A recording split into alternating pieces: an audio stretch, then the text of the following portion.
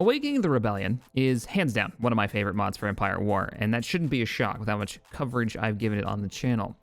The last big patch was 2.8, Commence Ground Assault, which rebuilt the planet's, planet-based combat into something far more interesting. Now 2.9 is on the way and does the same for space. Welcome to my top 10 favorite features for the upcoming All Wings Report In update. Why? Because, well, lists are an easy way to spread information. So, quick caveat here. These are my favorite bits from playing the press build. Thanks to the devs for giving me early access and letting me, well, test the mod out before release. We don't have an actual official release date yet. It's coming soon. And as soon as we know, I will share that information as quickly as I get it. And remember, this is just about the update. It's not about my favorite features of the mod itself, because there's quite a lot there. This is just the new stuff.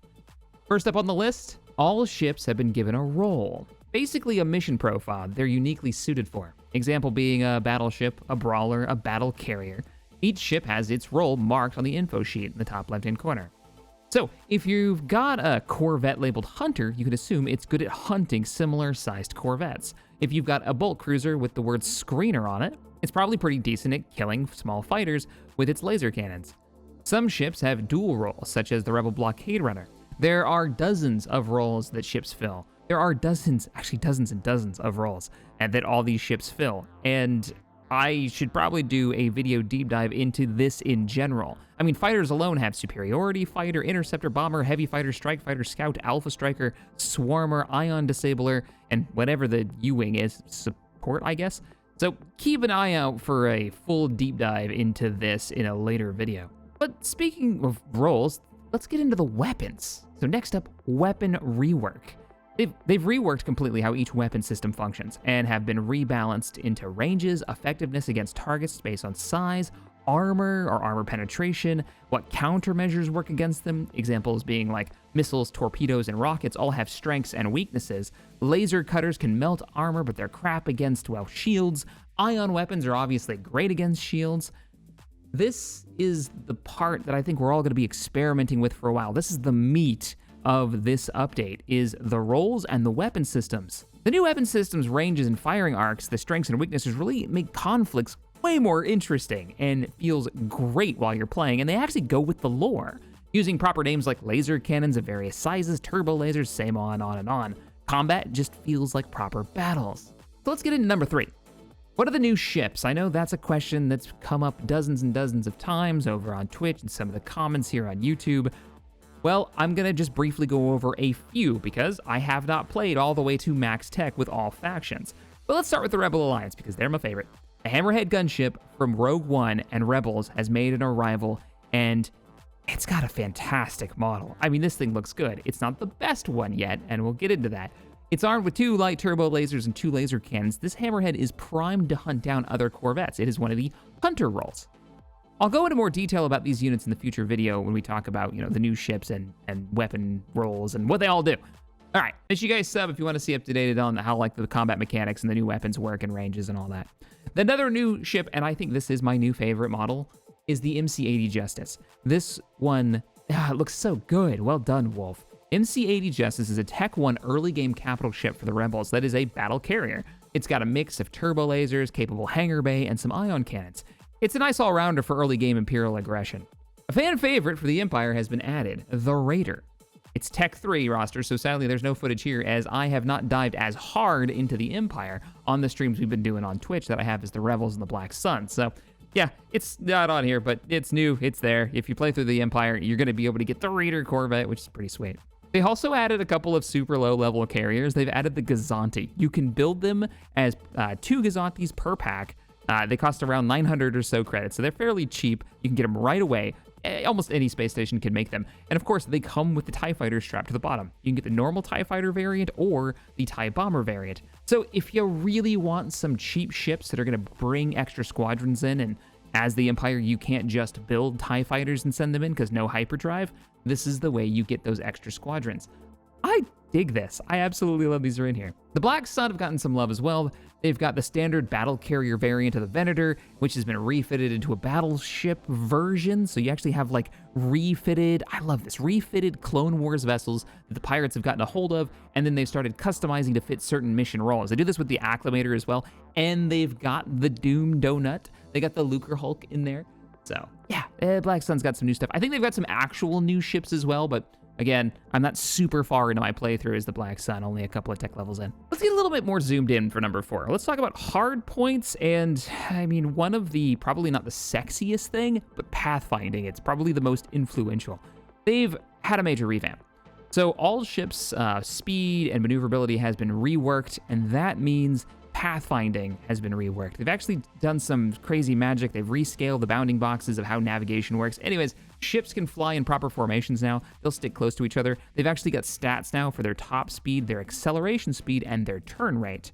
So if you want to have something that can turn around fast, keep an eye on those stats. If you're making like a raiding party that's going to swoop in and out of the battle, taking on those enemies that have gotten separated from the fleet, which is cool because you can do that because the AI has changed, and now fleet battles get spun all over the place.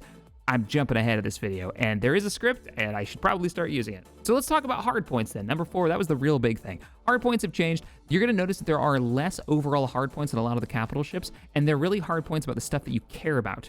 The other change is that there are weapons on, let's use the ISD for example. There is a series of weapons. ISDs are just kind of covered in guns, not just those large turbo lasers, but smaller ones that are supposed to be in the lore built onto the ship. Those little ones can't be destroyed.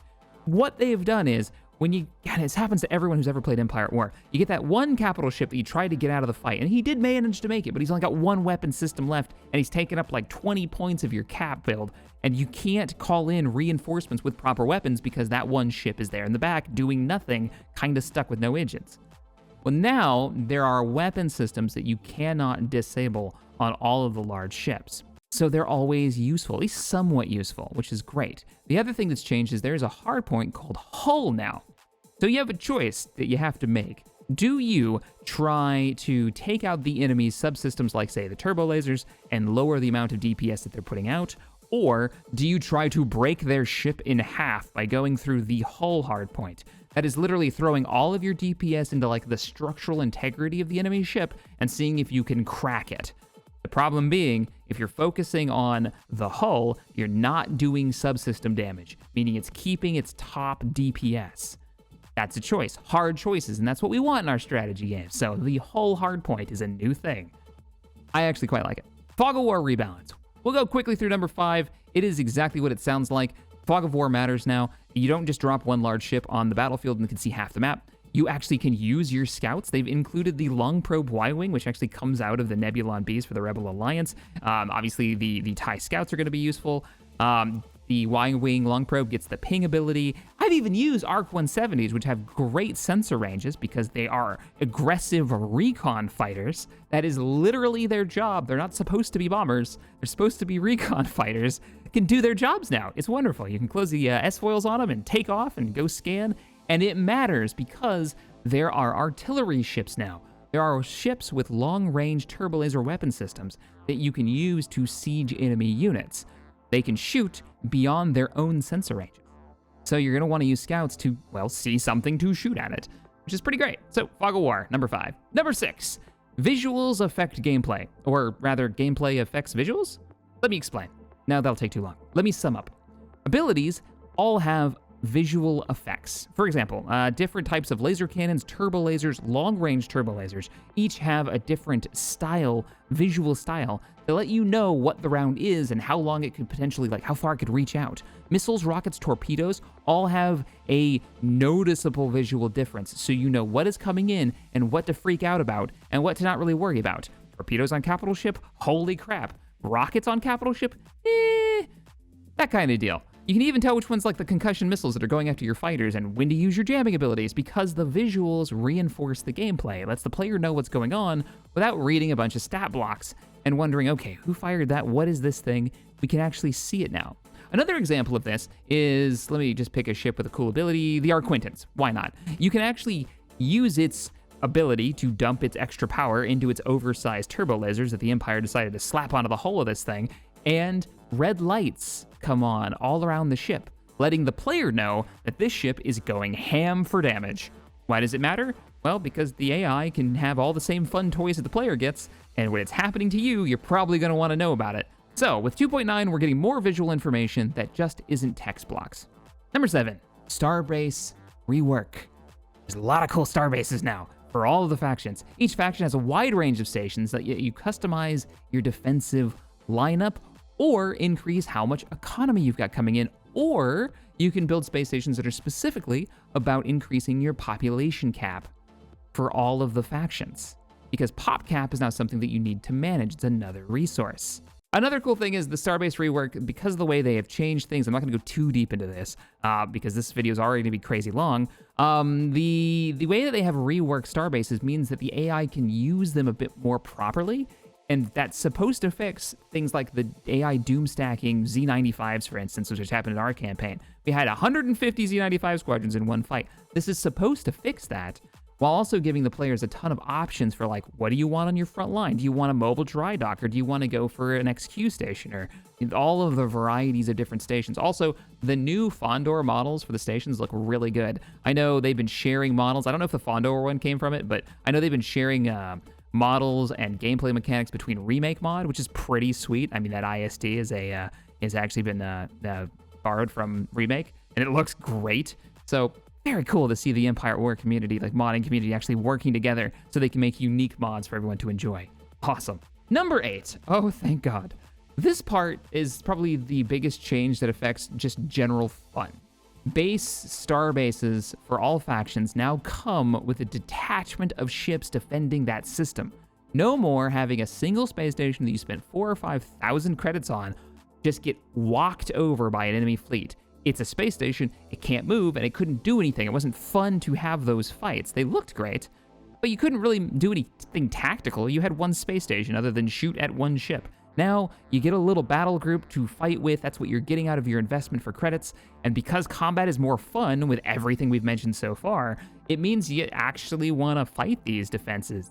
Even if you know you can't win, you might be able to slow them down and do just a little bit more damage. Maybe take out one ISD, maybe take out their escort ships, maybe destroy their fighter capability so in the next fight, you'll be able to stop the enemy incursion. So, number 8. The fleet attachment to space stations is lovely. I love this update. This is probably just so good. It's probably one of my favorites. Number 9. Everything is stacked on this, the reworked AI. The AI is even more brutal on the harder difficulties. Some issues have been fixed, like them sitting around on ground defense points. There have been some ground changes and reworks to make it play better. The AI now won't just sit on a defense point waiting to be proton bombed anymore. They'll spread their forces out and attack you from different angles. Sending out fleets, I've seen them send fleets to take out my fighters because they didn't like me building up at the edge of their sensor range, so they rushed me to take out my Y-wings that were exposed. I don't know what the triggers are yet. I'm still learning how the AI plays, but I've noticed that sometimes they're aggressive, sometimes they're hyper defensive. It's fun. I don't know what to expect, and that right there is just really interesting. And keep in mind, too, 2.9 coming out, it is not, like, totally finished, right? Just like 2.8, it dropped, and then we had a series of updates all the way up until 2.9 came out, or is going to come out. It's not out yet.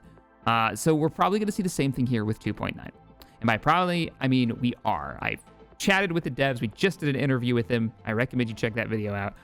They're going to be updating this as they go, but they want to get it into people's hands. We do not have a release date other than, as I've been told repeatedly, coming soon. So anyways, number 10. You kind of see what they were going for, right? After, this is the full package. Number 10 is just take everything we talked about, plus everything I couldn't shove into this 20-minute video, 15-minute video. And now imagine it all put into one pot. Like everything changes from vehicles, how we use them, the information that we're given, the roles that they use, how weapons work, how armor works against weapons. It's the AI reworks, the space station reworks, the economy reworks, all of that into a campaign. Not to mention that there's supposed to be like reworked campaigns as well. I have not seen those. I've only got one campaign to play around with in this early build. And well, they've pulled off reworking space combat to the same like level of quality that they pulled off with ground combat, which is Awakening the Rebellion's strength. And that's awesome. I think you guys are going to have a ton of fun when this mod officially releases. And best part is, It's a mod. These guys are passionate fans just making something cool for all of us to enjoy, and we're going to be able to dive in and just play. I can't wait to hear what people's strategies are over on the Discord. You know, dropping screenshots and saying, this is how I pulled off this crazy defense and managed to take out 2 ISDs with, I don't know, 3 Y-Wings and a Headhunter. What? Yeah, I want to hear people's tales. I think it'll be really great. But if you enjoyed this video and you want to see more about the upcoming update or more Empire War mods, then subscribe to the channel if you're new around here. My name is Captain Shaq. I run the XP Gamers. I also stream over on the Twitch channel, Captain Shaq. Thank you for joining me today. If you enjoy some sci-fi modding goodness, stick around, and I'll catch you next time. Later, everybody.